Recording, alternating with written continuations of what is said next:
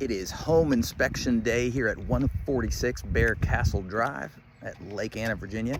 Couldn't ask for a nicer day, and frankly, you could not ask for a nicer property. This property has over 600 feet of incredible waterfront. It's on a point and it's back in a cove, you can see here.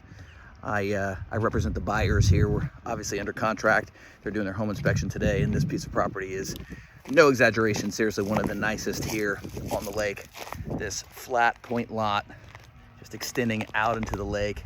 It's just insane how much water frontage they have here. And of course, the fireworks on July 4th will be right over here over my shoulder.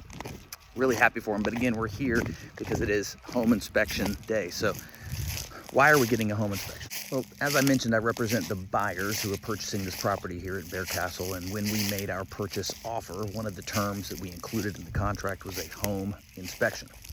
So that just means that they get the right to bring their own home inspector in, which is happening inside right now. Home inspector comes, does the inspection, and then in traditional circumstances, the buyers then have the opportunity to ask the seller to make certain repairs to the house. And another negotiation ensues with the seller.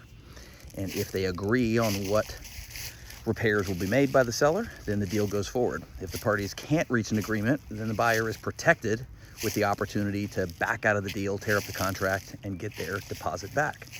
That's a traditional home inspection contingency. Again, it just gives the buyer the opportunity to get a home inspection before closing, ask the seller to make certain repairs, and then if they don't reach an agreement, the buyer can back out and get their deposit back. But interestingly, there's actually another type, two other types of home inspections.